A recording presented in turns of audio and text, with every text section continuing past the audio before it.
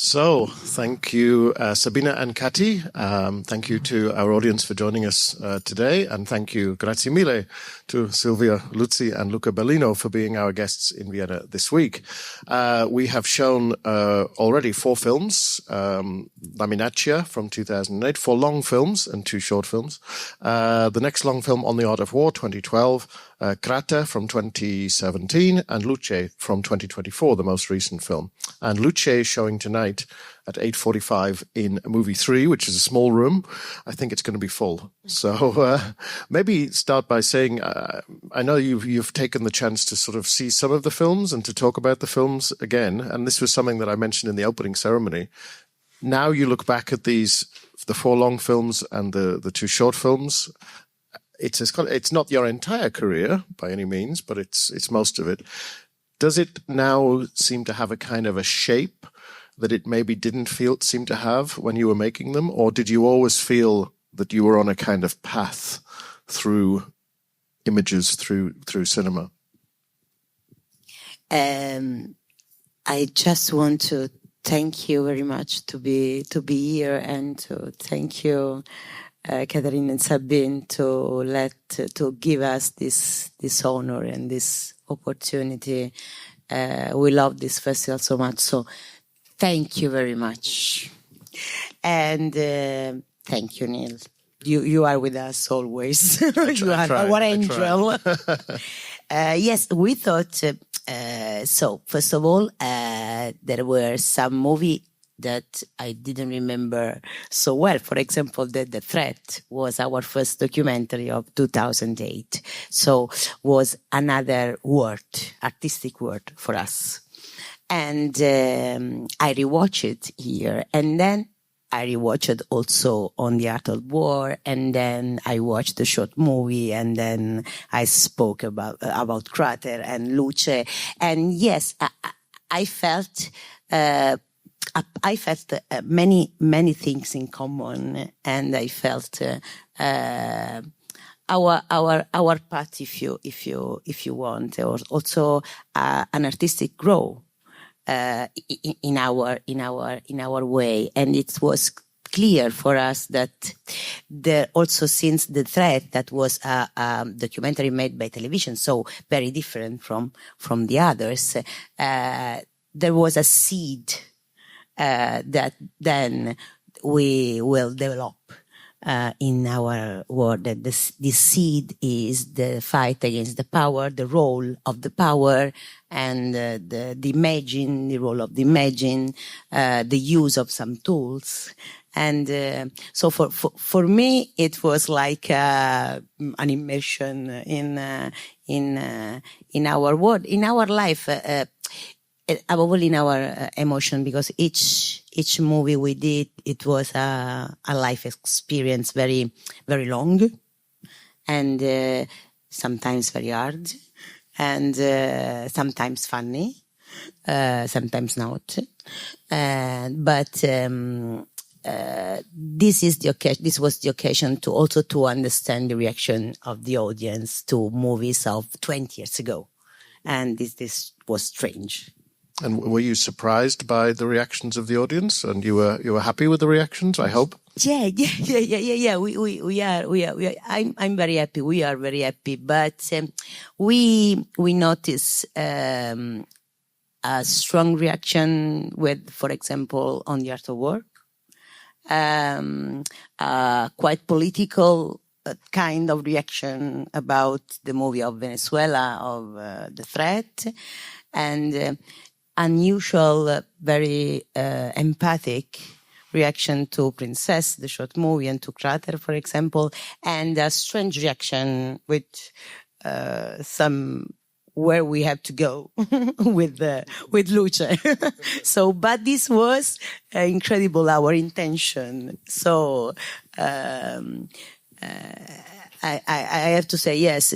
We discover some new kind to watch our movie also.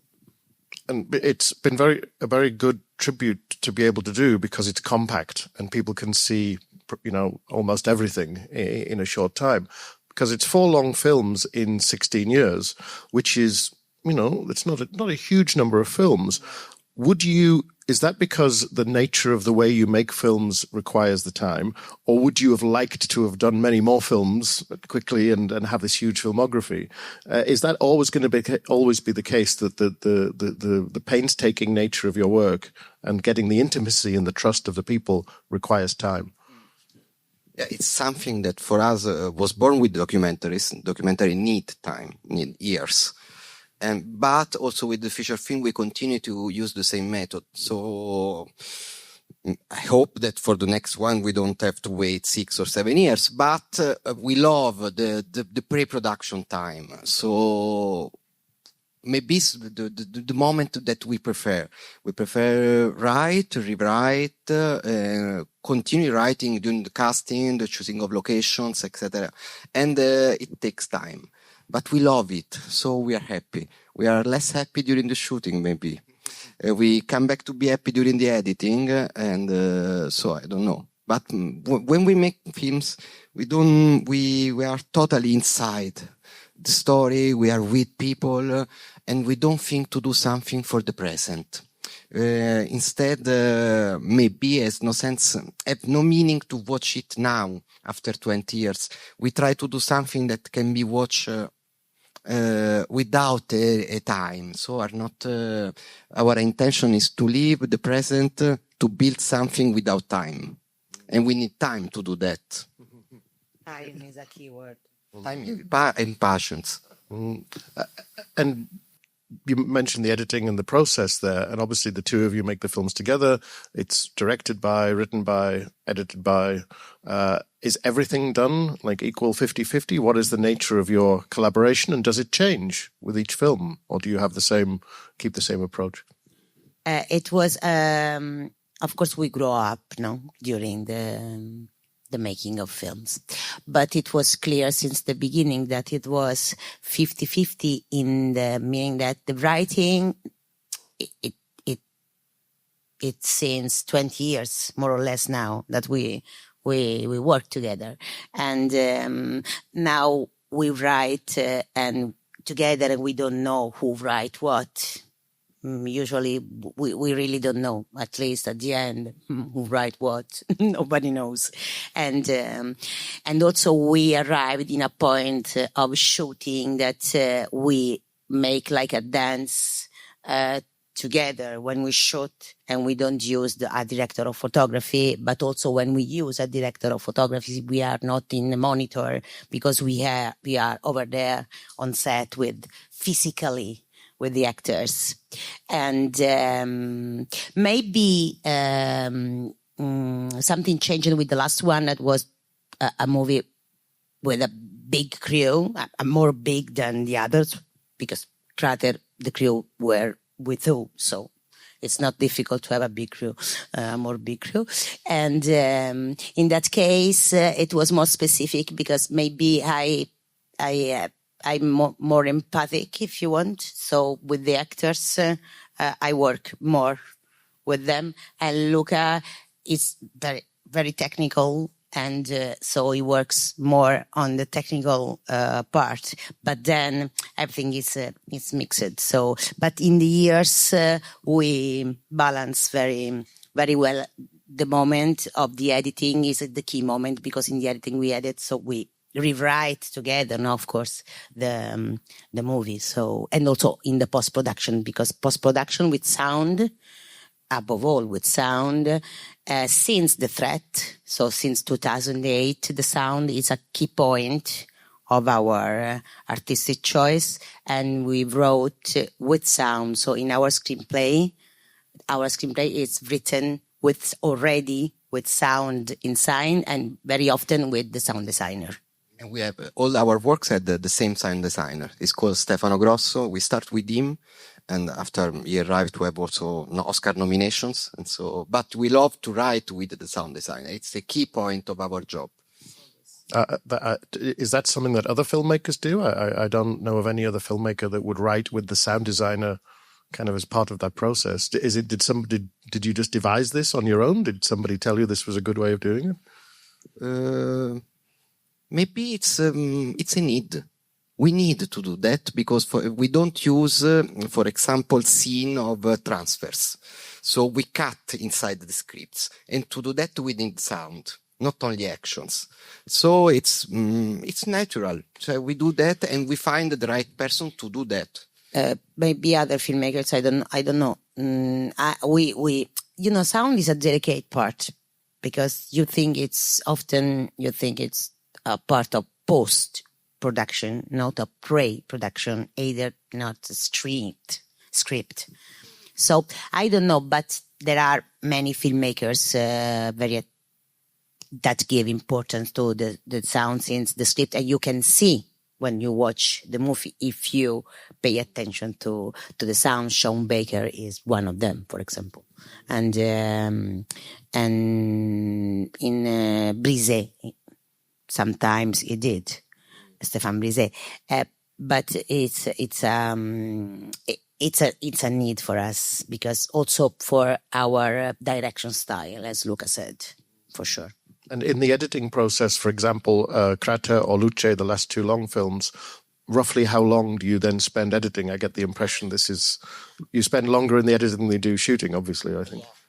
Yeah, it's we shoot not so much. So when we edit during the shooting. First of all, so we are very lucky because we can do it. We decide to do it when we shoot. So now for the feature film, we work maybe 24 hours per day because we have 8 or 10 hours of shooting. And during the night, we edit immediately. And so when we arrive in the editing room, the first draft of Crater was made in 2 weeks because we had the ideas very, very clear.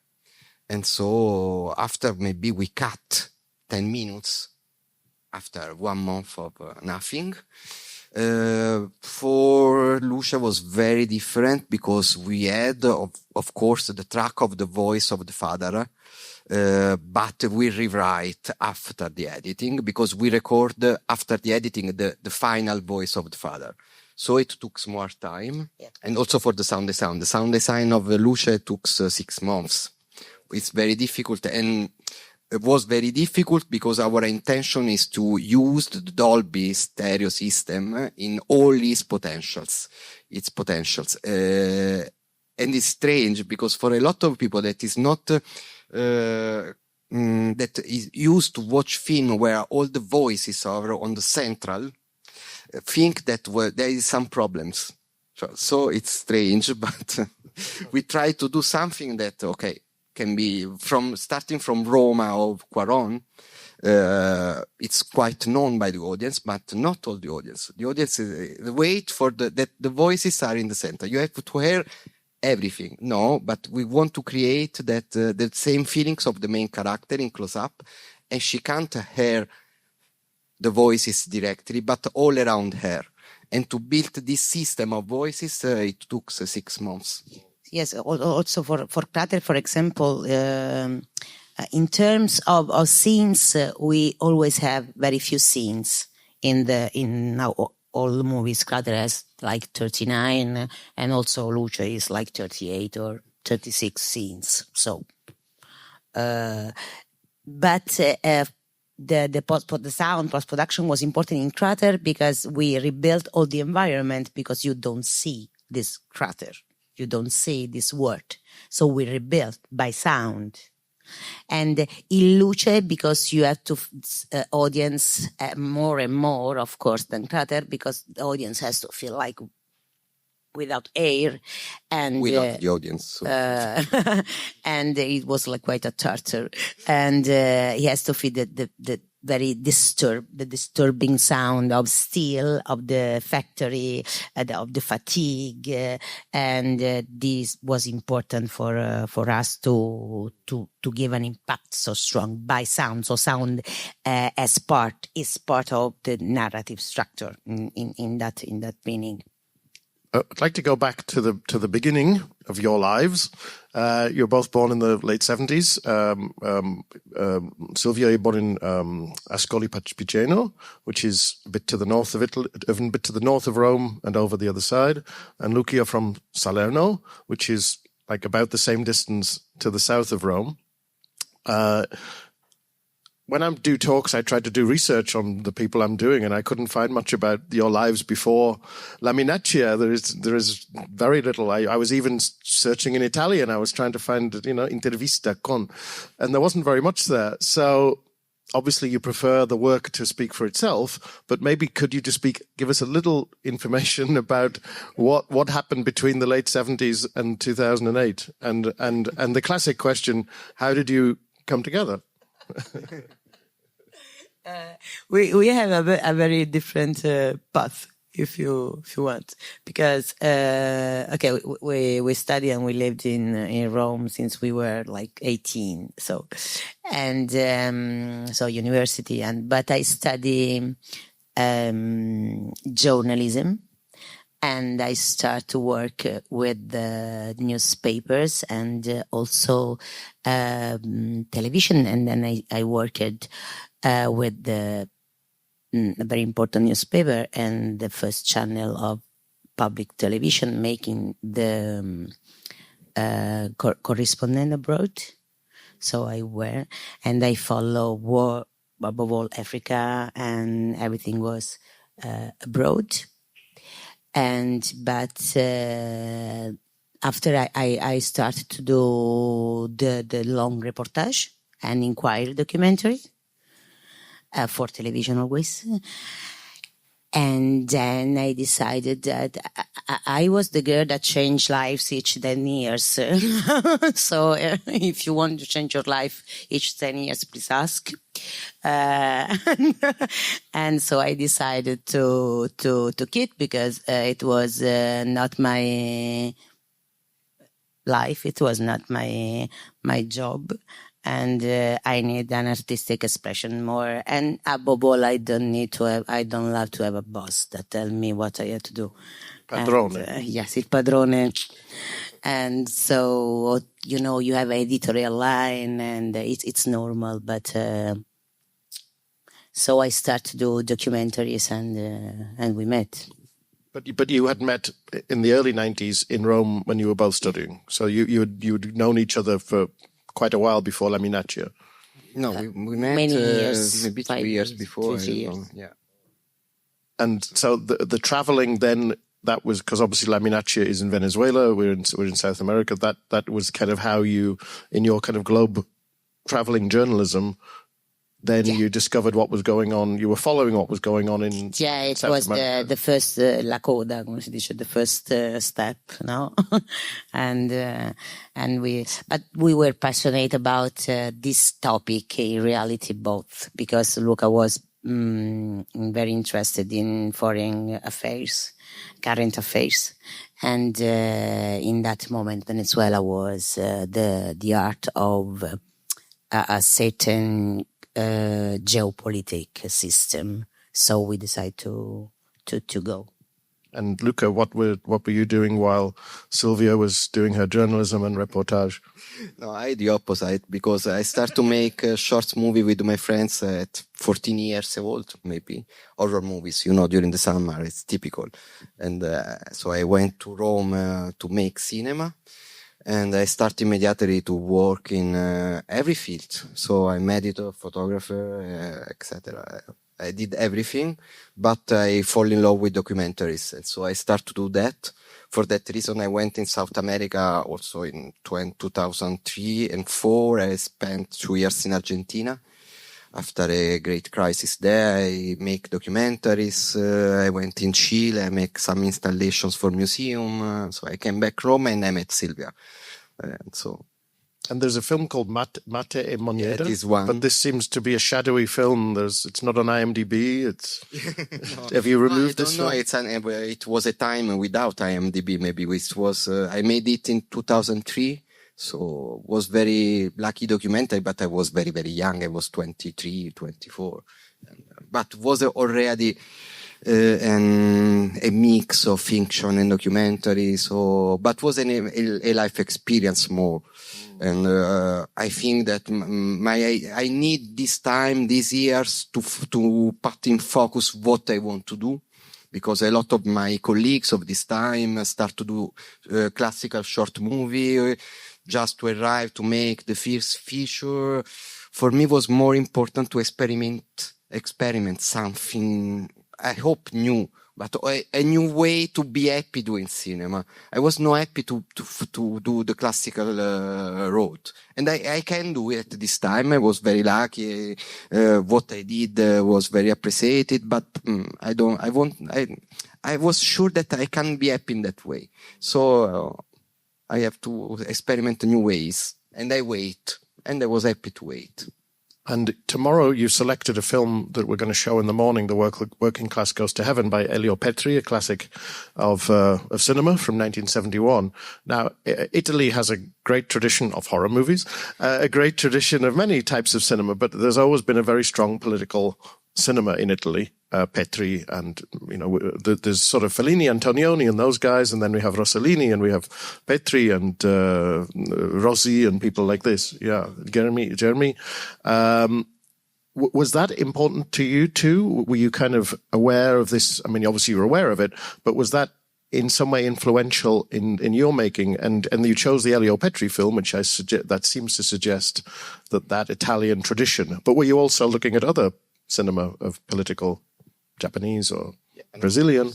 No, we choose this film because when we put together all our 4 long feature, the 2 documentaries and 2 feature films, we understand that there were a clear path for the ideological struggle and this moment of no global struggles with La Minaccia, passing through the worker struggle of the last generation of a kind of workers, political workers, just to arrive to the teenager struggle and to the isolated worker struggle of LUCE.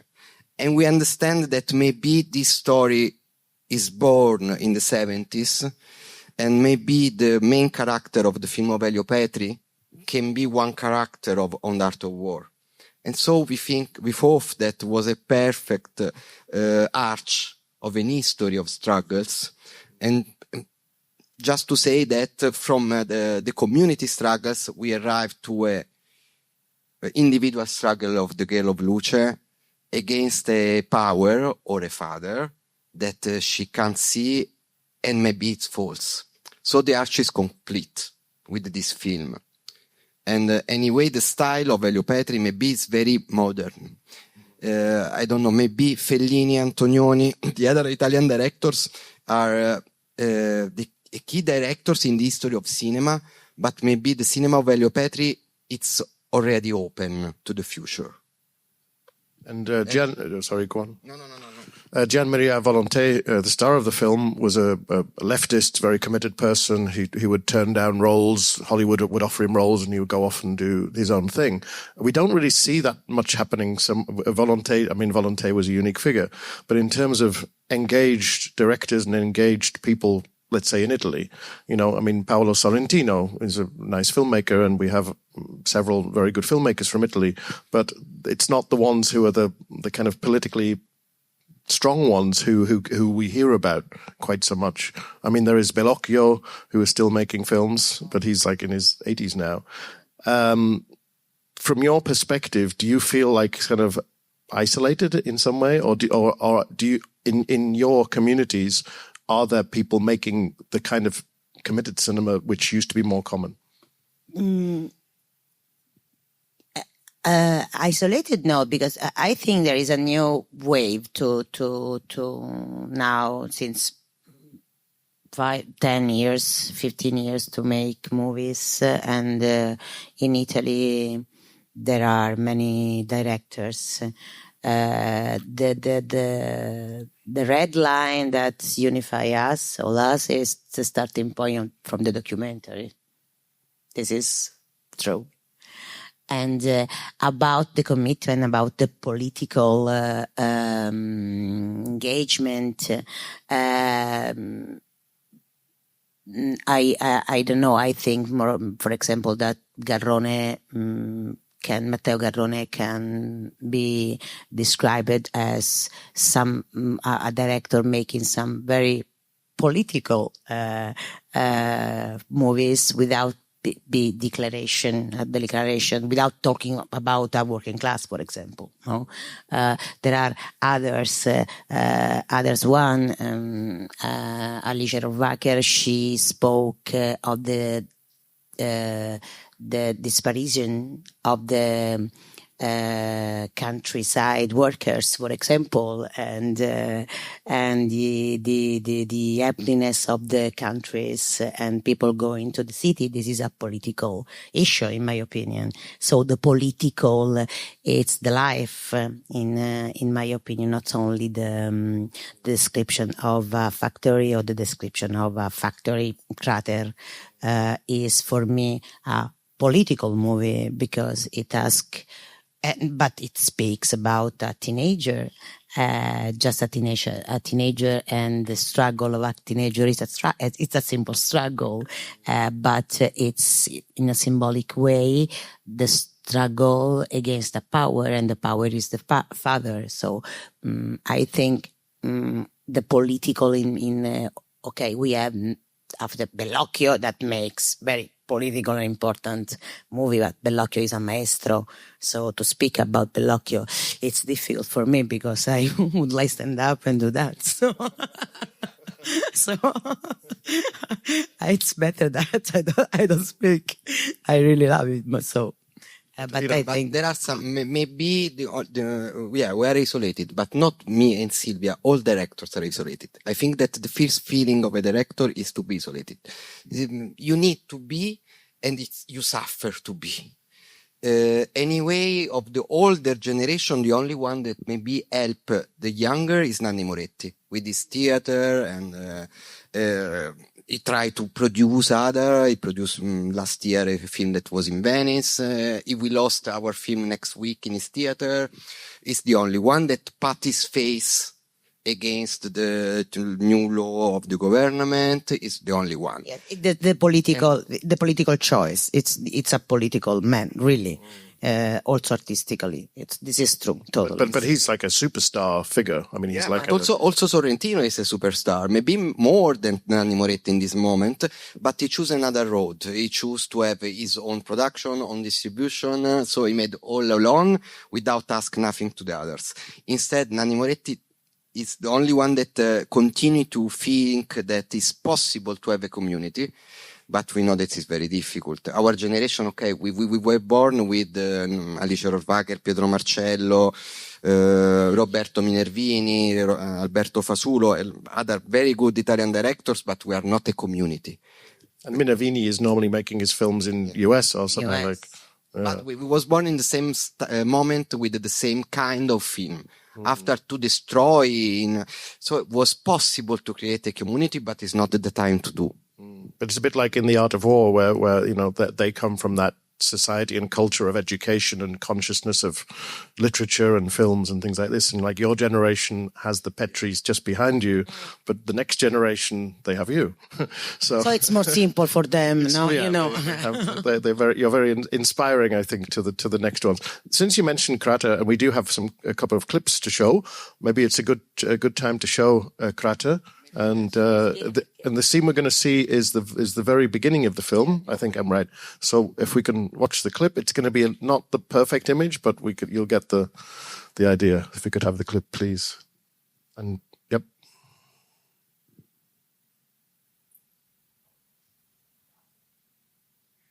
Nel 1800 nasce il verismo. Il verismo è una forma letteraria che racconta della realtà di come è fatta, e racconta i sacrifici dei contadini, i pescatori in Sicilia, le campagne.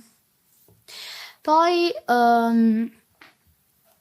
una caratteristica che non dà giudizi. E lo scrittore principale è Giovanni Verga, che nasce a Catania nel 1840, cioè in Sicilia. Poi lui pensa che la vita è una catena, che ci sono solamente sofferenze e sacrifici, e che è divisa tra vincitori e vinti. E con questo Giovanni Verga ci vuole dire che chi nasce vincitore rimane vincitore, invece chi nasce povero rimane sempre povero. Le réalisme littéraire est un mouvement qui est né en France après le 1850. Le triomphe de la publication du roman Madame Bovary de Gustave Flaubert. La littérature est plus descriptive, fondée sur l'analyse de milieux. L'écrivain réaliste préfère le réel au romanesque. Flaubert dit que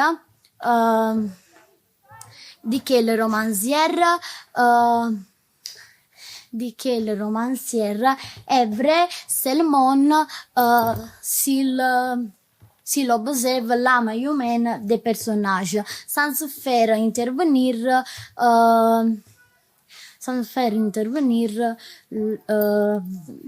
ses sentiments personnels.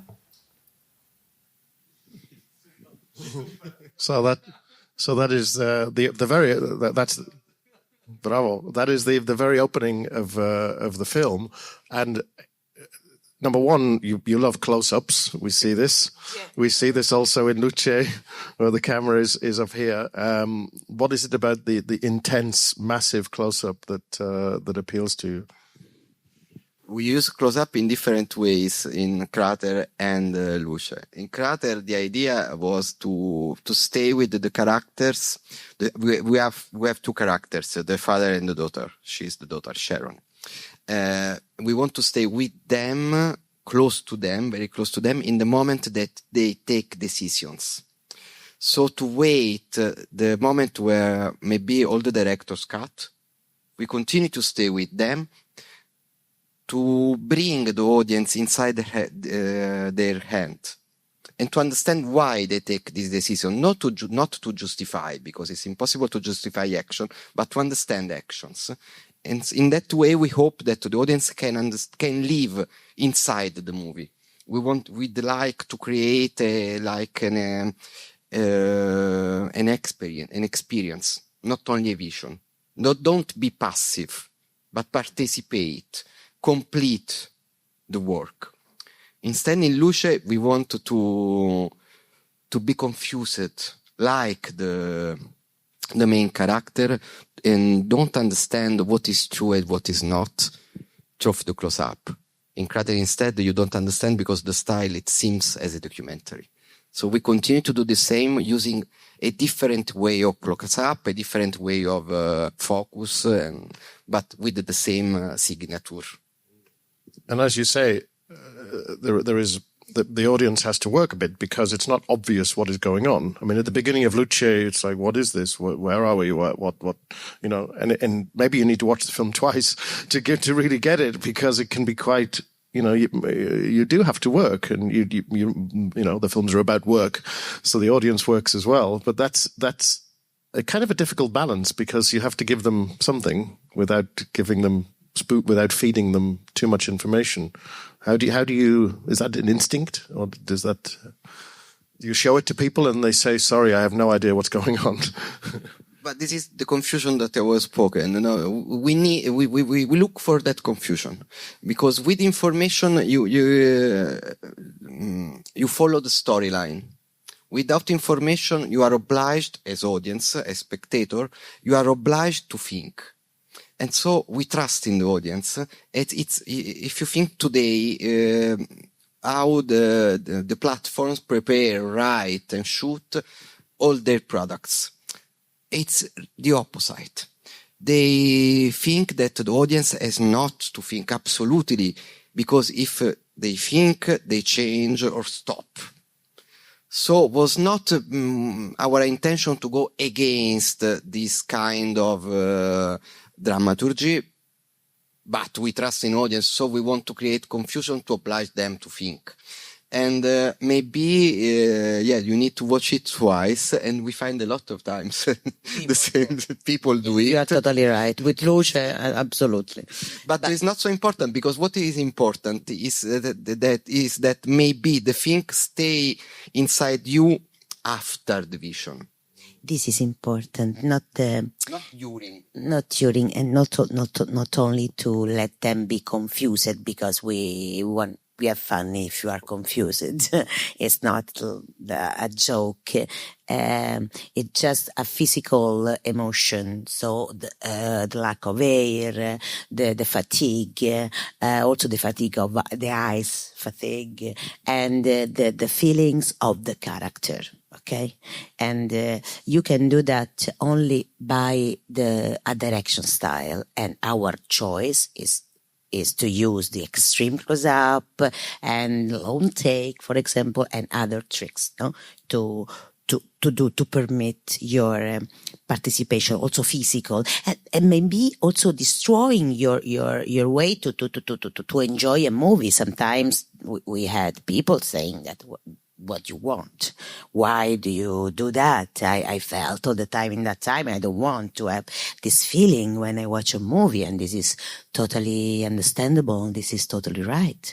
And but our answer was always welcome in Crater, welcome in the word of Luce. This is her word. This is their word. And if you felt like them, this is our goal, not because we hate you, but because it's our way to tell story. That's it. And you are totally right that we use opening scene in a way that you, okay, it's not a recap of the film, of the movie, but opening scenes are always for us the signature.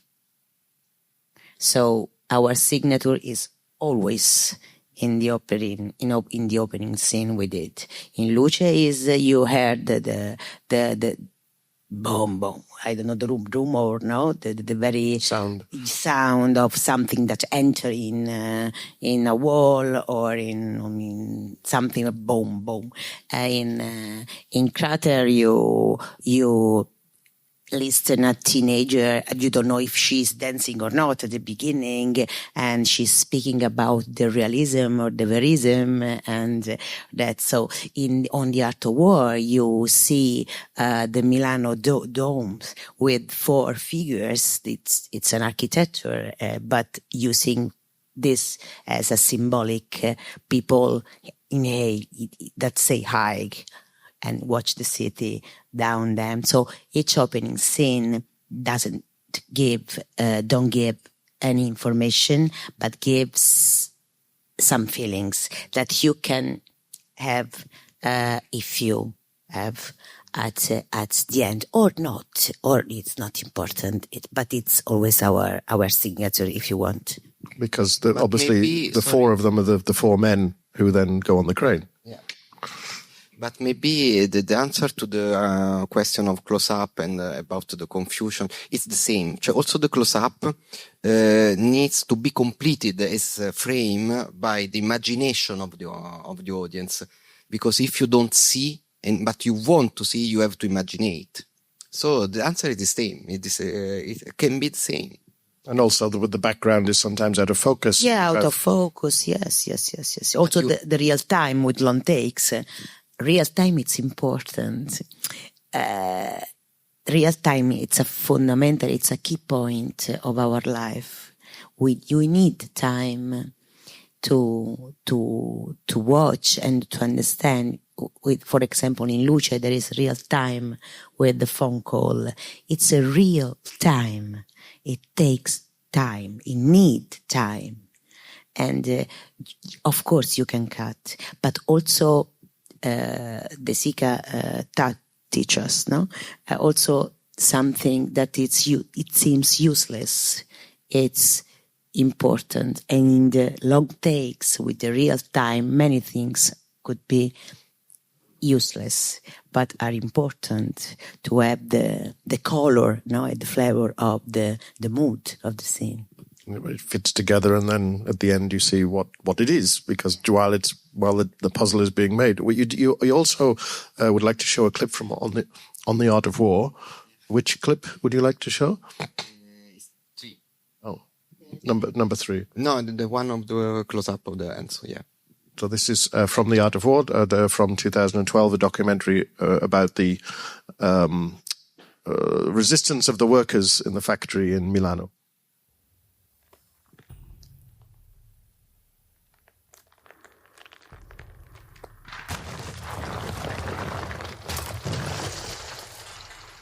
Se c'hai un nemico, devi costruire un esercito. Se hai un nemico sociale, ci vuole un esercito sociale.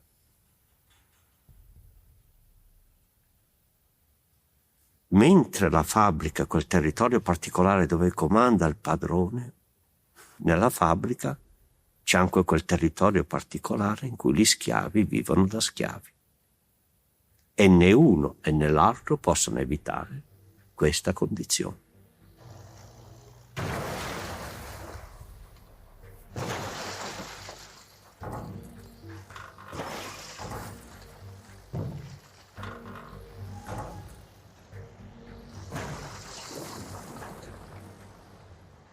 E su questo terreno materiale che è la fabbrica, che è il rapporto di sfruttamento, si giocano gli avversari.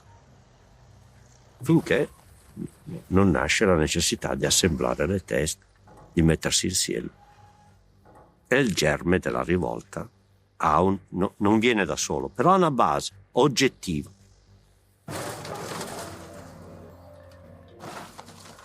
C'è bisogno di un esercito. Però non si costruisce un esercito per l'educazione. L'esercito si costruisce se c'è un nemico. Se scopre un nemico e dichiara di fargli la guerra. Cominciare a capirsi, mettersi insieme. E impara a fare la guerra giorno per giorno. E quindi ci vuole l'esercito. What's notable, many things notable about this clip is there's some music there, quite subtle in the background, and also we have the sound of the destruction of the machinery and all that, and his voice. Music in documentaries can be a bit dangerous, and some people get nervous about it and things like that. But it is, and the way that you use music in the films is quite, I think, quite particular. That brings us to Gian Maria Testa, who's got a musical connection of the films. Maybe specifically about the decision when to use music and when not to use music, and then to say a little bit about Gian Maria Testa, please. I start from this clip just to say that the sound track of On the Art of War was made with the sounds that we recorded in the 3 years that we spent in Milan, in all the factories that we visited. And we gave this a lot of gigas of sounds to the musician, and he composed all the soundtrack with the sounds of the factories. Concrete music. So we decided to do that for On the Art of War. In Crater, the music is like the main character, because it's the weapon that the father tried to use to give to the daughter a new life. And it's very strange because it's neo-melodic music that is a music that is common only in Naples, and is usually the old world thing that is like the Camorra music. Instead, we use this kind of music because it's very popular and speaks of the problem of the poor people, and okay, maybe sometimes Camorra can give money to the singers, but for us was important because it's like the fizz rap in US. It's the real popular music. And in Luce we use a lot of pop music, also Muove la Colita or Children by Robert Miles. That was a disco music, techno song of the 90s, very, very, very welcome, because we are sure that the pop music can unify people of all kind of cultural institutions, or all the people are unified by pop music. And in all the films, we have Gian Maria Testa. That is told the contrary of pop music. No, music, we use music as dramaturgy. So, if I have to say, if you ask me, do you use music in your movie? My first answer by Belli is not. Because for me, it's not music. Here it's sounds of factories. In Crater is part of the dramaturgy because the main character is a singer, so it's obvious. So there is not a sound check, no, a sound playlist. But the soundtrack of Crater is made with one song only in different arrangements. Yes, it's one song. It's the song that the girl has to sing. And it is just one song for all the movie. The neo-melodic version, the rock version, the punk one, to respect her movie, her feelings. No, she changed and music changed because music is a character, as Luca said. In Luce is the same. There is not a soundtrack in Luce. There is a diegetic music. They dance in a dance hall with old people. She dance in a dance hall with old people, and they simple dance what old people dance in dance hall. So Latin American sometimes they dance tango, sometimes waltzer and whatever. And Children is a remastered version, a remixed version of 2023, and it was an old song given back to new generations. So you can find Children now in rave party or discos with young people, not from 90s, people that in 90s were not born, and it's about the name is Children. So for us was quite perfect. And he died around that time, Robert Miles. Yeah, he died. Yes, right.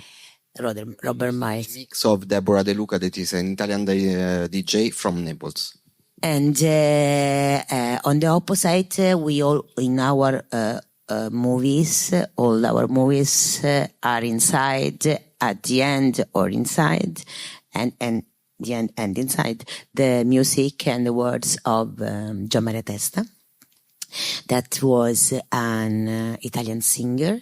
It was worked as train driver for all his life. Also, if he was a very famous singer, he became famous before in France, then in Germany, and in Austria, and after 15 years, of course, in Italy, because we arrived always later sometimes. And Gian Maria Testa has a particularity that in his texts to speak about social issue in a very poetic and political way. His albums, since Montgolfier until the last one, are wonderful. And sometimes they are thematic albums, so about migration, for example, another album about work, but always in a very poetic way. In the same time, he has a wonderful voice. You can't sing Gian Maria Testa because it's impossible to sing him, because his voice it's incredible, and not because he's a tenor, but because it's a very, very hot in a very deep voice, and we were very friends, very close, and we work with him in the song of that is at the end of On the Art of War. We were made the same things without know each other, because we were working on the Art of War, and he was writing a song about this, but we didn't know each other. And then when we discovered, we became very friends, and we use this song in the movie. And then Gian Maria Testa died in 1216 before Crater, but he knows always. I always with this when I speak with about Gianmaria, but I will not cry now. And but he knows very well Crater, our project, and the name is Crater because Crater is a constellation, and it's a constellation that you can see so bright that can't be seen. And the possibility to see Crater is only in spring and only from the south of the world. And Gianmaria in that time had a song called Nastella. The translation is One Star. And it was like incredible. And he sung in dialects of Naples. And that seems to us like, and when we tell him the story of Crater that we were writing in that moment, he said to us, you know what, this character seems like, you know, these stars that you can't see, but too very, very bright and star, but you covered by something. And then he said, you know, do you remember my song? This is, you know. And we said, okay, it's incredible. and we used Nastella for Crater, and in LUCE we use un aeroplano a vela. The translation is a plane with a flag. I don't know. It's something that doesn't exist in reality. It's like a lullaby he wrote for his son. And we asked to the actor who acted the part of the father, that is Tommaso Ragno, on the phone to sing, because in the movie the phone he sings this song to the girl, but it was impossible to sing Gianmaria Testa, so Tommaso was like, no, I can't. We made, I don't know how many, rehearse to let him sing the song. At least we said, okay, Thomas, okay, in that way, because it's impossible, I know. You tried. Yeah, you tried, it's okay. And at the end, we put the song of Gianmaria. So Gianmaria is, and also in our next one, of course. Could you make a documentary about him? Could that be a possibility? No, but we make a music video of his last... will be shown tonight before Luce, Povero Tempo Nostro, Our Poor Time. Story, I can tell the story now, maybe. No. Maybe to the... Story of Povero Tempo Nostro. No, okay. So this song was recorded by Gianmaria maybe a few months before his death on an iPhone. But he asked to her wife that if they will do a new disc, a new long play of his song, the video clip has to be made by us. So after 2 years, after that the wife come back to a normal life, less or more, we decide to do this music video together, and for us it's a part of our filmography. So we are very happy that it will be shown tonight too. So yeah, tonight before Luce, we will end with a clip from Luce, but first there is chance for questions from the audience, and I will bring you the microphone. So please put your hand up and don't be shy. We're all friends here. If anybody has a question for our guests. Yes. What tips would you give young filmmakers? Basic question, I know, but... Less money, we more are freedom. Young filmmakers. No, we give to young filmmakers. Yes, as young filmmaker, as a young filmmaker, I can say to young filmmakers. Now, I'm joking. The only tips I always say it's less money, more freedom. That's it. That's the rule. Less money, more freedom. And do you meet younger people, like, in their teenagers or 20s in Rome and traveling? Do you see a new generation that wants to make films? We teach direction, and to young filmmakers who are the filmmakers of the future, the new directors they will be, and really the only things is that, and the other things is to have a clear style, a clear point of view, that it's your point of view, and it doesn't matter if it's not good for someone around you. It's your point of view, and so it's right, for sure. And because it's your need. So why do you have to change for the market or for whatever? And not to be militant, because I don't say that. You don't need to do, and we are not totally. But just to have a vision. And if you have a vision, if you have ideas, and if you think that a good movie can be made also by a mobile phone, and you don't need a big crew, you don't need nothing, you need a good idea, and 3 people that you trust and they trust in you, and someone close to you that look to you and say you are doing a very shit things, so please do another thing, and you don't get offensive because it's your friend and you trust. So 3 people, 1 camera, less few money, more freedom. This is the tip. Do we have another question, perhaps? If not, then I think we will, before we finish and wrap up, we will watch a little bit of Luce, just to give us a taste of the latest film.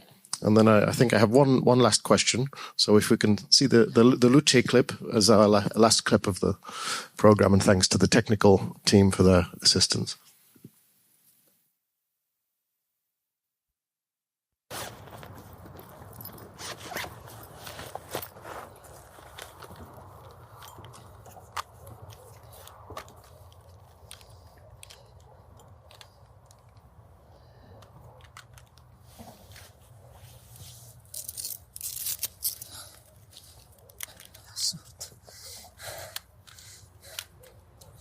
Vediamo.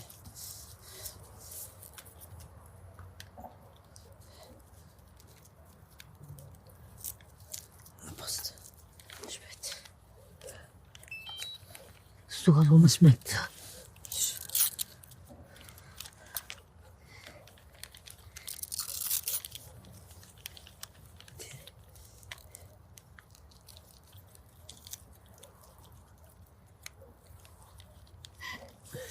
Aiuto. Sì, a posto.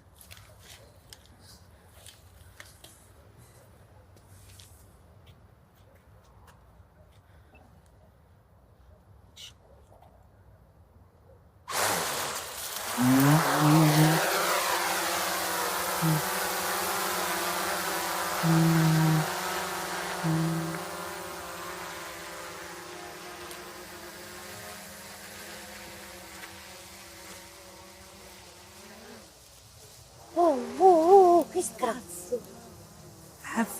Vola.